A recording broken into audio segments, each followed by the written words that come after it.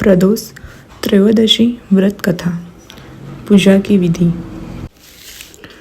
प्रदोषों रजनी मुखम के अनुसार सायंकाल के बाद और रात्रि आने के पूर्व दोनों के बीच का जो समय है उसे प्रदोष कहते हैं।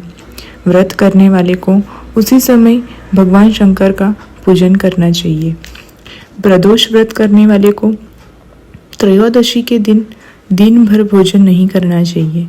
शाम के समय जब सूर्यास्त में 3 घड़ी का समय शेष रह जाए तब स्नानादि कर्मों के निवृत्त होकर श्वेत वस्त्र धारण करके तत्पश्चात संध्या वंदन करने के बाद शिव जी का पूजन प्रारंभ करें। पूजा के स्थान को स्वच्छ जल से धोकर वहाँ मंडप बनाएं। वहाँ 5 रंगों के पुष्पों से पद्म पुष्प की आकृति बनाकर कुश का आसन बिछाएं। आसन पर पूर्वाभिमुख बैठे। इसके बाद भगवान महेश्वर का ध्यान करें। त्रयोदशी व्रत का महात्म्य। त्रयोदशी अर्थात प्रदोष का व्रत करने वाला मनुष्य सदा सुखी रहता है।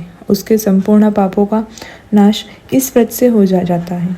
इस व्रत के करने से विधवा स्त्रियों को अधर्म से ग्लानि होती है और सुहावन नारियों का सुहाग सदा अटल रहता है। बंदी कारागार से छूट जाता है। जो स्त्री पुरुष जिस कामना को लेकर इस व्रत को करते हैं उनकी सभी कामनाएं कैलाशपति शंकर पूरी करते हैं। सूत जी कहते हैं, त्रयोदशी का व्रत करने वाले को 100 गौदान का फल प्राप्त होता है। इस व्रत को जो विधि विधान और तन मन धन से करता है उसके सभी दुख दूर हो जाते हैं। सभी माता बहनों और 11 त्रयोदशी या पूरे साल के 26 त्रयोदशी पूरी करने के बाद उद्यापन करना चाहिए। प्रदोष व्रत में वार परिचय।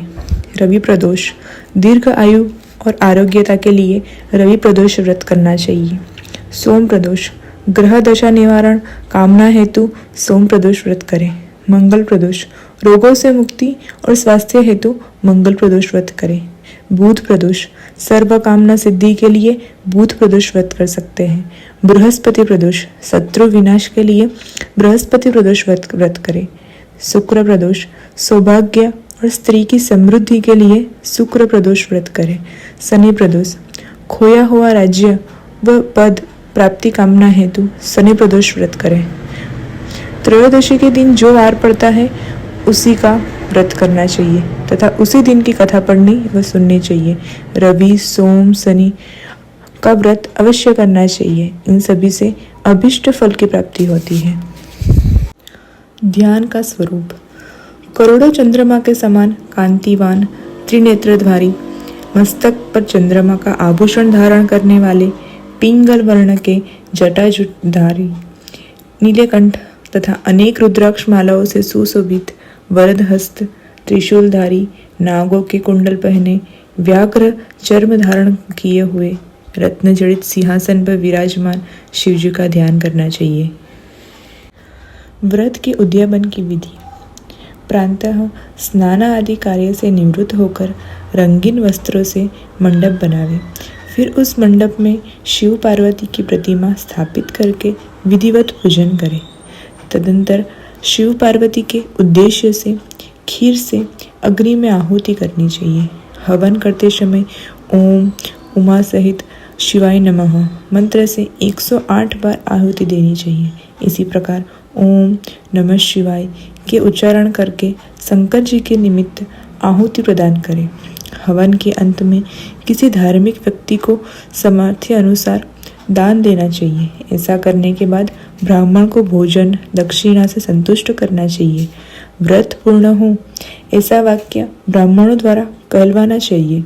ब्राह्मणों की आज्ञा पाकर अपने बंधु बांधवों को साथ लेकर मन में भगवान शंकर का स्मरण करते हुए व्रत धारण करने वालों को भोजन करना चाहिए।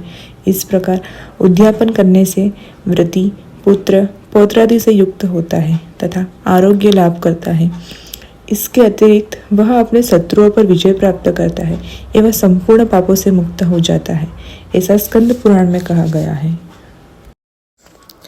अगर आपको मेरी वीडियो अच्छी लगे तो लाइक करें, शेयर करें, कमेंट करें और सब्सक्राइब करना ना भूलें। Thank you. Her her Mahadev.